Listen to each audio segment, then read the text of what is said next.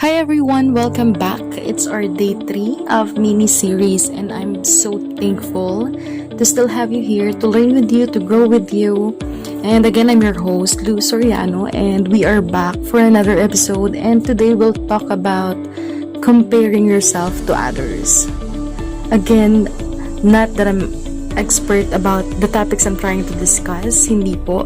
These are just things I've learned along the way that I hope will help you. So, ayun. Comparing yourself to others. So, let's say I take a look at someone who creates amazing podcasts like this, and I look at mine and realize that I'm not even close enough sa skills na meron siya. Like, wala man lang sa kalingkingan niya. I don't know if that's the correct or right term, but what I'm trying to say is I'm basically look pitiful, walang sinabi o binatbat sa wisdom na meron siya, sa editing skills na meron siya. Ako personally, I accept that kasi alam ko na laging may mamas sa atin kesa sa atin, pero pakiramdam ko that's not a fair comparison kasi just because napakalayo ko kumpara sa kanya, kailangan ko na bang itigil tong bagay na to, this podcast that I really enjoy doing? Dapat na ba ako ma-depress at mainggit? I think hindi. Kasi if I look at my strengths, when I continue sharing useful and honest insights, I can see that I have a lot to offer. A lot to be happy about. And yun yung sa tingin kong importante. Being able to look at your own strength and see your true value. Because without this ability, you will be unmotivated and worst, you won't believe in yourself. Actually, I wanted to talk about this really. Gusto ko tong topic na to.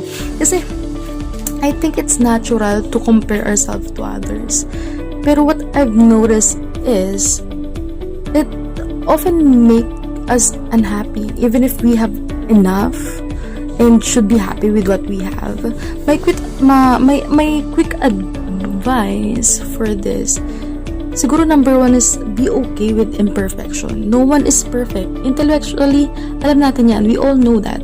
But emotionally, we seem to feel bad when we don't reach perfection. You aren't perfect and you will never will be. Ako, certainly I'm not. And I've learned to be okay with that.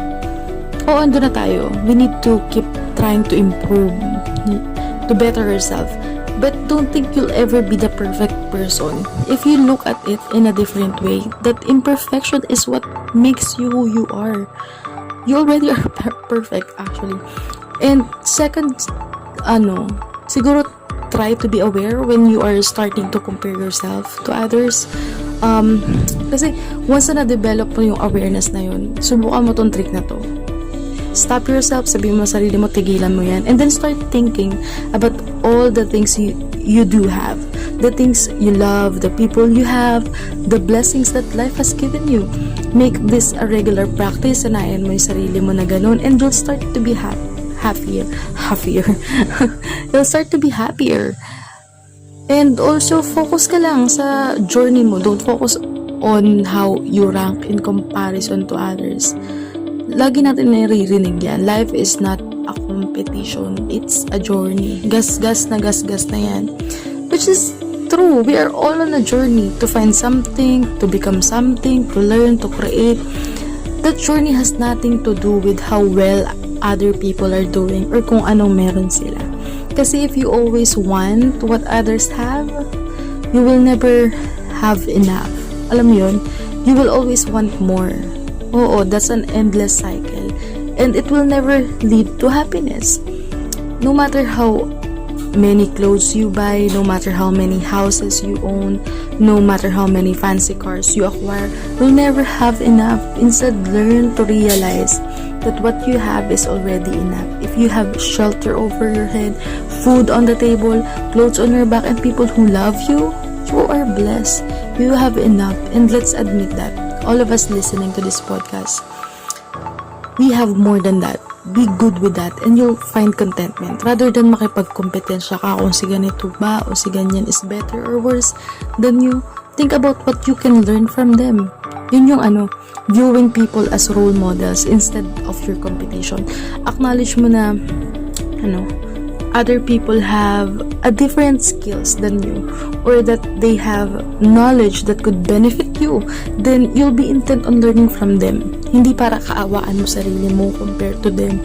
The good news is, you can learn something from everyone you meet. Rather than, i-judge mo yung isang tao, stay curious, look for opportunities to learn, and you'll start to see that other people aren't necessarily better or worse kaysa sa'yo. They're just different. And we're all different and unique. So, ayun. Saka kasi the more ka tumitingin sa iba, the more ka mawawala ng focus sa sarili mo. Do your own thing. Kasi to be honest, napakadaming kailangan ayusin sa sarili. And if you only have time to think about it, magugulat ka. Ako personally, I tried to identify the things that I need to improve. And hindi ako matapos-tapos. Kasi there's a lot. Personality development na lang, kakain na siya ng maraming oras. We have to focus more sa sarili natin kesa sa panahon na, alam mo yun, kailangan mo ikumpara ang sarili mo sa iba. So, yeah, I guess that's it for me